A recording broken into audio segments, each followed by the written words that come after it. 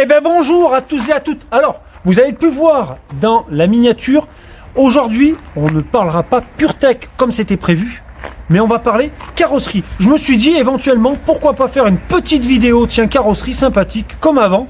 Et en plus de ça, sur une technique de travail un petit peu particulière, peut-être que certains connaissent et que d'autres ne connaissent pas.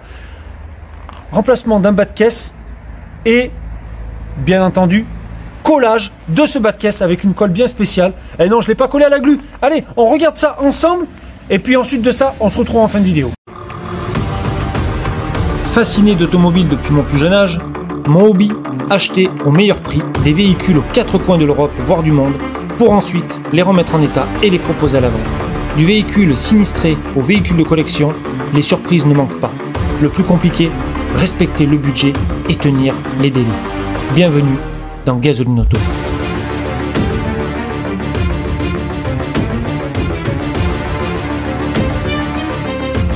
Eh bien, bonjour et bienvenue donc sur Gasoline Auto. Alors aujourd'hui, petite vidéo donc sur une 406 coupé. Pourquoi? Tout simplement, c'est un véhicule qui commence à se faire assez rare et qui prend pas mal de cotes à l'heure d'aujourd'hui. Il faut savoir une chose, c'est que ce véhicule, il est sorti à 107 631 exemplaires. Sur cette année, il y a eu donc 3 évolutions, de 97 à 2004. Première phase, de 97 à 99, celle-ci est une 98. La deuxième phase, de 99 à 2003. Et la troisième phase, de 2003 à 2004, dont la 70 année. Il faut aussi savoir une chose, c'est qu'aujourd'hui, la 406 coupé rencontre de gros problèmes au niveau de l'approvisionnement des pièces. Pourquoi? C'est un véhicule qui a été donc conçu par Pininfarina dans l'usine de San Giorgio de Canavese en Piémontaise, à côté de Turin en Italie. Et cette usine, malheureusement, elle a fermé. Donc, de ce fait, la pièce de 406 coupé devient extrêmement rare et elle prend une valeur énorme. Pour vous dire, un pare-choc avant, j'ai regardé sur le bon coin parce qu'il était cassé, je me suis dit, on va regarder par curiosité combien ça vaut. Je vous laisse deviner, entre 800 et 1000 euros le pare-choc. Oui, entre 800 et 1000 euros le pare-choc. Pour vous dire, c'est ahurissant. La tôle de bas de caisse, le bas de caisse est enfoncé, on va le voir ensuite de ça dans le déroulement de la vidéo. 540 et quelques euros hors taxe chez Peugeot. Sauf que, eh oui, elle n'est plus fournie. Donc maintenant, si vous avez un problème comme celle-ci avec le bas de caisse, vous n'avez pas 500 solutions, soit vous redressez, soit vous faites une greffe, comme nous allons voir ensuite de ça dans la vidéo. Je vais vous expliquer tout ça par la suite. Nous allons donc faire le tour ensemble des pièces que je vais remplacer sur le véhicule au niveau mécanique. Et ensuite de ça, la partie la plus importante de la vidéo, ce sera bien entendu sur la carrosserie, bien évidemment. Allez, c'est parti, on fait le tour des pièces mécaniques. Qu'est-ce qu'on a de beau? Une courroie accessoire. Ok, en Fébi. 4 bougies d'allumage. Un filtre à huile en Bosch. Un filtre d'habitacle en Camoca. Un filtre à air en Valeo. Un kit de courroie de distribution en INA. Monte origine chez Peugeot. Un kit de courroie d'accessoires. Galet tendeur et galet enrouleur. En Dayco. Les vérins de capot. Bah oui, les vérins de capot sont morts. Donc du coup, 2 vérins de capot. La pipe de thermostat. Le thermostat. Boîtier aussi. Une pompe à eau. Voilà un petit peu. Toute neuve. Bah oui, on met pas de l'occasion, hein, forcément. Et puis quand on fait une distribution, on fait la pompe à eau en même temps. Hein? Du liquide de refroidissement spécial PSA. De l'huile de boîte. Ah oui, en même temps, on va faire une petite vidange de boîte de vitesse. Un traitement anti-usure Mecatech MOS2. Et de l'huile moteur en 5W40 de chez Valvoline. Oui, j'avais envie de prendre de la Valvoline. Je me suis dit, tiens, pourquoi pas? C'est pas de la mauvaise huile non plus, donc ça fera l'affaire. Allez, on va faire le tour ensemble là, donc, de cette 406 coupé.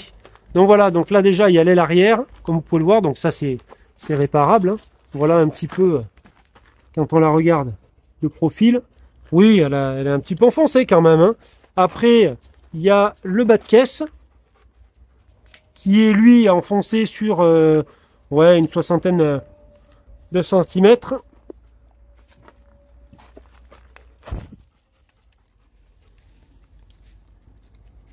Vous voyez, voilà, ouais. En gros, 60 cm l'enfoncement. Mais je vais vous montrer après, j'ai récupéré une section de bas de caisse à la casse. Le rétro, là, donc, qui sera à repeindre. Le pare-choc devant, qui est fissuré ici. Qui est fissuré là. J'ai le morceau, là. Il est dans la voiture. Voilà, après, il est un petit peu raboté là. Donc, on va le repeindre, je vais le repeindre complet. Hein. L'aile avant gauche, bah, qui a frotté contre un mur.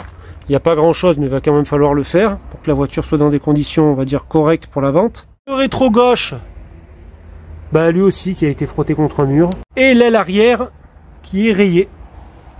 Alors là, ça me fait un peu rager parce que l'aile arrière, elle a rien, vous voyez. Le reste, elle est nickel. Il y a juste ça. Et en fait, à cause de ça, il va falloir repeindre l'aile arrière complète. Donc ouais, ça fait un petit peu râler. Voilà, le badge Peugeot derrière. La partie inférieure donc est manquante sur le bouton poussoir d'ouverture de coffre.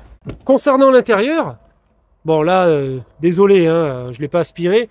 Mais voilà, la voiture est quand même relativement correcte. Vous voyez, surtout au niveau du siège conducteur, vous voyez le cuir.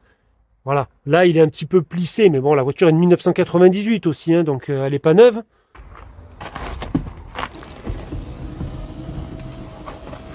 Et puis vous pouvez voir que les sièges, ils avancent tout seuls, regardez. Ah mais, oh, grand luxe, hein. Là il y a de la 406 coupée, hein, je peux vous le dire. Hein. Et question moteur, voilà un petit peu. Vous voyez, elle est vraiment propre. Hein. Honnêtement, je l'ai montée sur le pont, il n'y a pas un pet de rouille, rien dessous.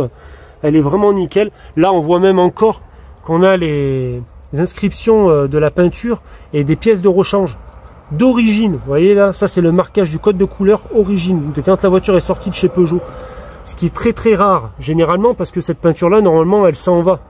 À force de frotter, de nettoyer, ou des fois, ben, quand il y a eu un choc au niveau de la doublure d'aile, s'ils ont l'intérieur de compartiment moteur à repeindre, ben forcément qu'ils le repeignent généralement, et du coup, le code couleur n'est plus présent. Et voilà la fameuse section de bas de caisse dont je vous ai parlé. Alors, celle-ci, je l'ai fait couper, ben, forcément, un peu plus longue que la déformation qu'il y a sur la voiture. On est à 1,20 m. Alors bien entendu, qu'il va me falloir enlever ces tôles-là, celle-ci, pour pouvoir récupérer donc cette tôle. Hop, là.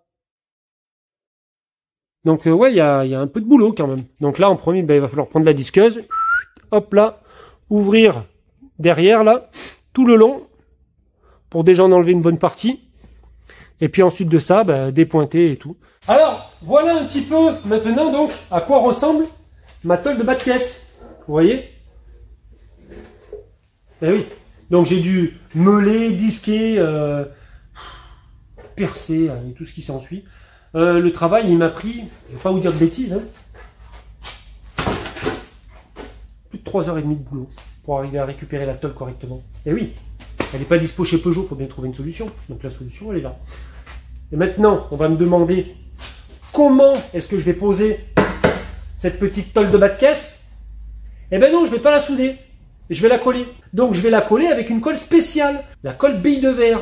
Et oui, c'est une colle spéciale pour les réparations en carrosserie. Et là, c'est mon ferrailleur qui va être content après. Regarde-moi ça. Avec toute cette ferraille-là, il va pouvoir s'acheter un petit appartement en bordure de mer vers Cannes ou Saint-Tropez. Alors vous pouvez voir que ici, j'ai enlevé la tôle de fermeture. Pourquoi? Parce que je l'ai laissée sur la voiture, là. La raison est la suivante, c'est que il n'y avait pas beaucoup pour pouvoir la redresser, donc ça m'a pris même pas 10 minutes, premièrement. Et deuxièmement, je vais m'en servir de guide pour pouvoir fixer ma tôle de bas de caisse sur le véhicule. Et troisièmement, ça va me permettre de réduire ma surface de réparation et ma surface de mise en peinture.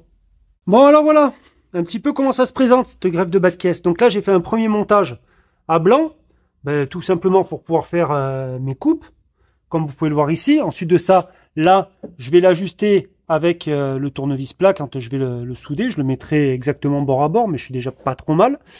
Et ensuite, donc, je vais faire, bien entendu, un cordon de soudure ici. Je vais faire un point de soudure là. Un point de soudure ici. Un ici. Et pour finir, un là. Bien évidemment que dessous, comme vous pouvez le voir, hop, j'ai prévu aussi de faire du bouchonnage, donc à tous les 20 cm.